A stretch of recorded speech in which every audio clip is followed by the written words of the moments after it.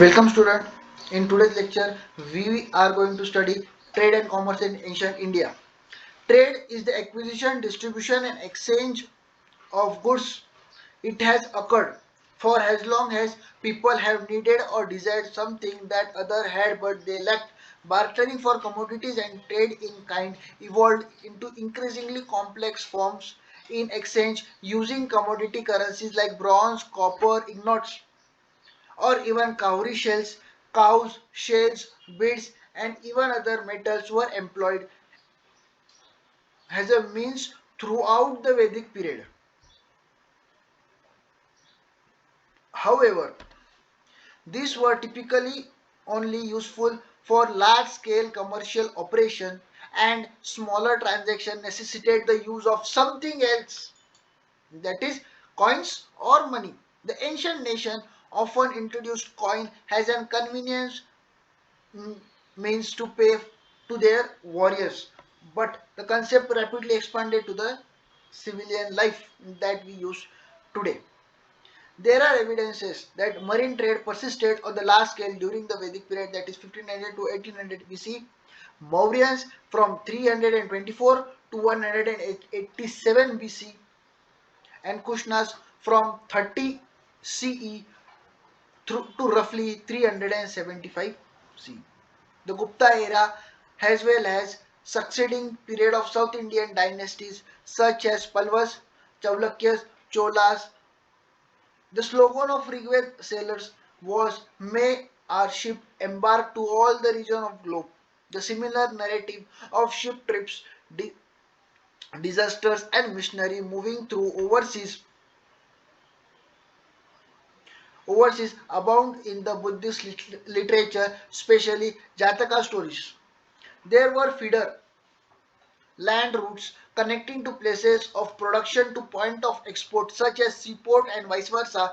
During the trading, the feeder land routes served as both collecting and distributing channels. Now let us start with the main topic, that is trade and commerce in ancient India. Nature has given us an appropriate backdrop for Indian commercial activities. The nature defines the direction of evolution while man decides the rate and stage.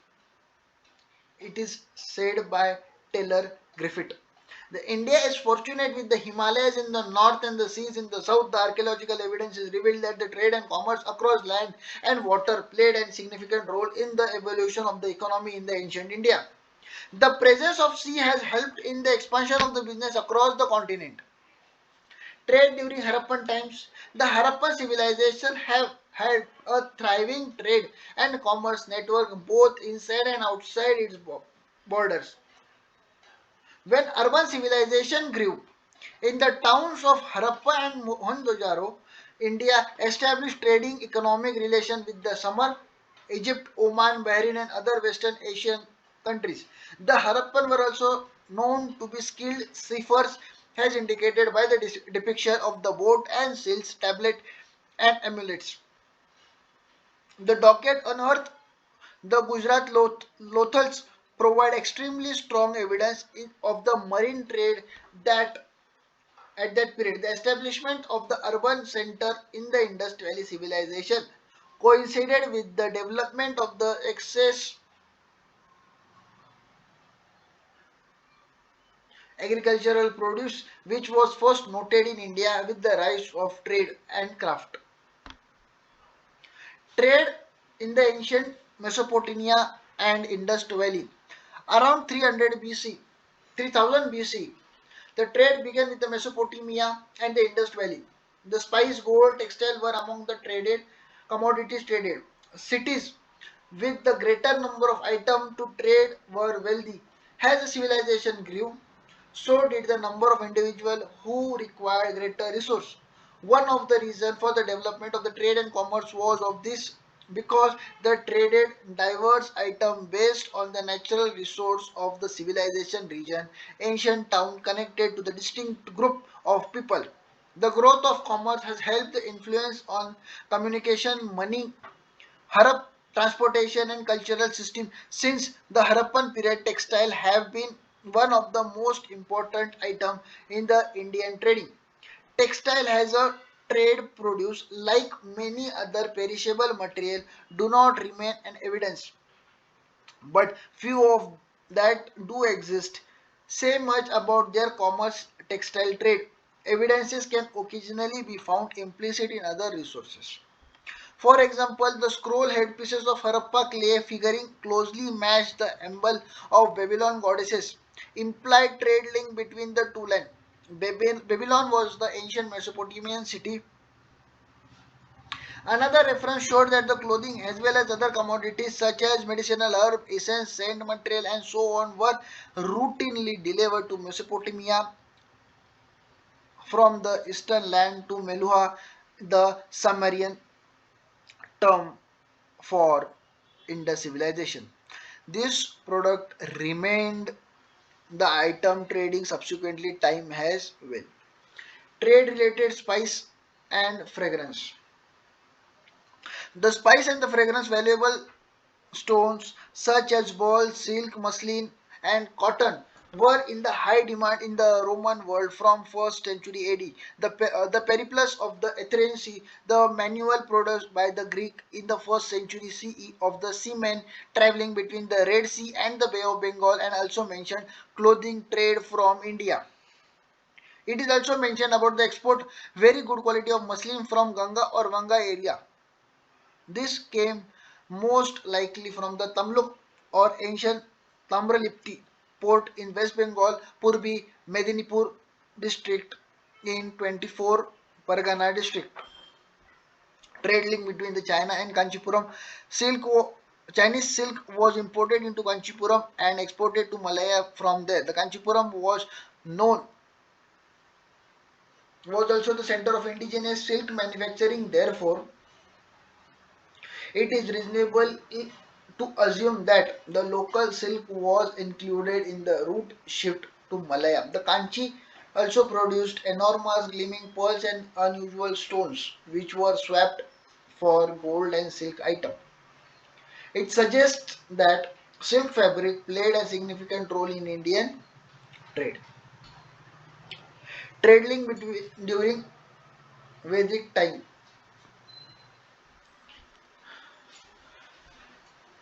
The Vedic period is defined as from the time period between 1500 to 500 BC. The Rig Veda paints a picture of community like this. The Harappan period. Agriculture was the mainstay of the economy. The people were limited. The agricultural were well versed in sowing, harvesting, threshing, and other agricultural season. The inhabitants were pastoral, and the cows as well as cow bulls were revered. The trade and commerce were vital aspects of the earlier Vedic economy, which valued both internal and external trade equally. Trade was mostly conducted through the bartering system in which the product was swapped for goods. We discovered the unique prayer in the Rig Veda for attaining wealth through seafaring interest. Pani was merchant glide that supervised the control and commercial activities. Mana was the medium of weight and the car was an essential unit of commerce. With the integration of the Panis, the composite Vaishya class was formed later on the agricultural trading, livestock breeding, and were the occupation of the Vaishya class according to the several Dharma Sutras. The Brahmanas were taking part into the trade and commerce is also known from the Manusmriti. Several mention of sea trips performed for business and other objective can be found in the Rig Veda. Varuna, the god of sea, is attributed with the knowledge of the ship route. The Vedic depiction of the Aryan Sea voyages and commerce activities and assist to their trade during the Mauryan. Manufacturing activity was a brisk throughout the Mauryan rule, according to the Greek sources, who mentioned the fabrication of chariot carts, weaponry, agricultural tool, as well as the construction of ship. Strabo mentioned the gold embroidered dresses with valuable stone adorning them, as well as floral robes made of excellent cotton, fine wine colored glass vessels, costly silver vessels, singers, and beautiful maidens for the harem. and the finest ointment were among the items imported into India, while country exported fine silk, muslin, spice, perfumes, medicinal herb, indigo, sandalwood, pearl, ivory, iron, steel, and so on. According to the Mauryan, had enacted the rules and regulations on trade movement, including appointment of the superintendent of the ship, that is Naukadyaksha, to control the waterborne trade, Mudradyaksha to oversee trade, and superintendent to trade and custom, Panadyaksha to oversee all trade regulations, including collection of the duties and commodities according to the Kautilya Arthashastra. According to the Kautilya, Himavrat, Himavrat Marg, the route from Balak to India via Hindustan, Hindu Kush, was utilized only for trading of horses, woolen textiles, skin, and furs. The other products sold on the Dakshin Path or Deccan route were diamond, precious stone, pearls, and gold, etc. According to the Arthashastra, the Mauryan administration was more interested in the affairs of the industries and the industrialists than it had been previously. Trade during the Gupta period, a commercial activity flourished during the Gupta dynasty, leading the better financial system led by the Nagar Shresthi, that is, chief banker. The taxes were collected at the higher rate than usual. The printers and the weavers have been obliged to pay the tax equal to the half of their wares. The Jambu Dvip Prajnipati, the Gupta era document, described 18 ancient glides including sea weavers, napkin dealers, calico printer, and tailors. The Mauryan traded mostly with the east through the Kalinga port. The Gupta not only expanded the eastern trade but also opened up the western seaborne trade, resulting into unparalleled success. The wealth of the Roman Empire began to stream into the India through the western coast port of Broch, Sopara, Cambay, Kalyan,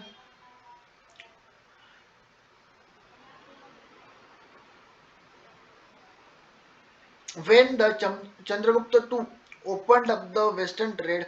Arabs used to travel to the west coast to buy teak, medicine, perfume, shoe, black salt, spice, indigo, textile, muslin, and other items. And Indian goods were extremely popular in the Arabian countries. Between 7th to 10th century, the northern India trade commerce declined, resulting into the fall of cities and urban life in religion. The collapse of the Roman Empire in the west as well as collapse in the Iranian Empire kingdom contributed to the notable stories of gold and silver coinage of the North India from the 7th to 10th century. With the establishment of the powerful and widespread Arab kingdom in the West Asia, Africa, the situation in the North India progressively altered. India was ruled by a number of mighty kingdoms throughout this period. Western India, Gujarat, Prithiharas, Eastern India, Palas, and the Deccan Rakshasturkas are among them. Under the patronage of the Chola rulers, trade and commerce blossomed. Chola established connection throughout the southern India. They then connected Sri Lanka, Southeast Asia, and possibly China in the north to the trade network. The Chola, who rose the prominence in the 10th century AD, gave a huge boost to the international trade. Merchant glide such as Manigram, Nandesh, Annuvar took part in the seaborne trade that stretched from the Persian Gulf to the in the west to Indonesia and China in the east. Trading expeditions were sent by the Cholas emperor to China. Cotton, textiles, spice, pharmaceutical, gems, ivory, rhino horn, valuable stones, and fragrant items were main product which remained in the high demand in China during this period. During the Chalukya period, the Avalokite, based in Aihole, Karnataka, traveled over the world carrying the priceless item in their luggage. They made a philanthropic contribution as a group. The bank of this glide were also stable throughout the Rakshita's period that they inspired greatest level of public trust. Let's talk about the ancient Silk Route, that is road route of ancient India. Ancient trade. The Great Silk Route is a system of caravan routes in the ancient times in the Middle Ages which connected Asia with the Mediterranean and European world. Thus, this route highly influenced the development of trade, interaction, and cultural ties between the West and East. The Silk Route served not only as a route for exporting goods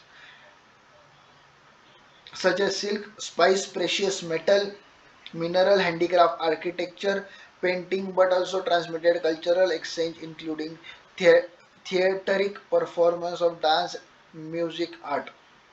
The Great Silk Road played, moreover, a major role in dissemination of the religion. The Silk Road can thus be considered as an important fundament of the human civilization. You can see on the screen the old silk route. Moving further to the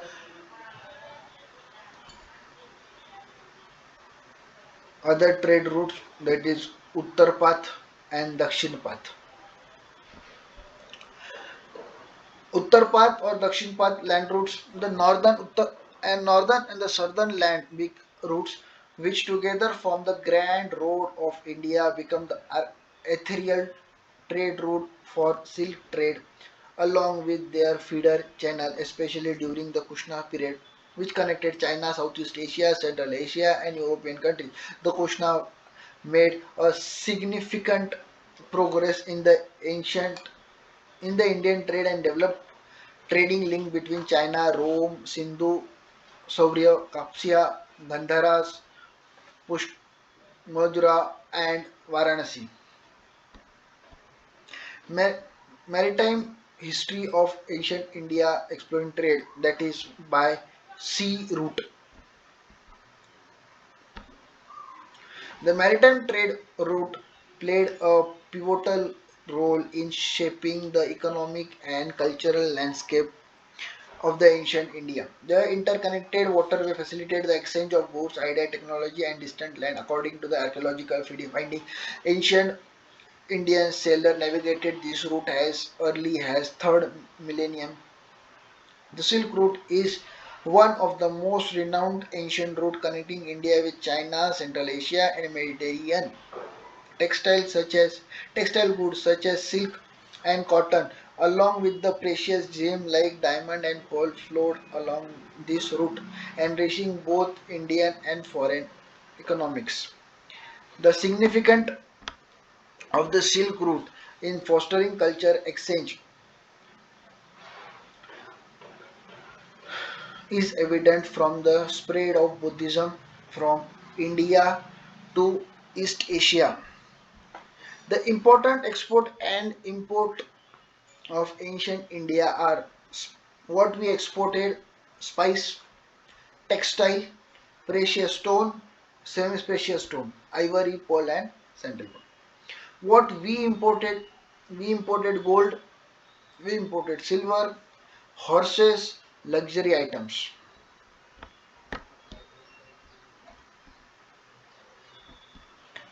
Moving further to the conclusion. In the end, it is reasonable to conclude that the early trade mostly concentrated on the luxury items such as precious metals, spice, exquisite fabric, but as the shipping got quicker, more dependable, less expensive, even commonplace items such as olives, fish paste were shipped over long distance. India has a right to be proud of its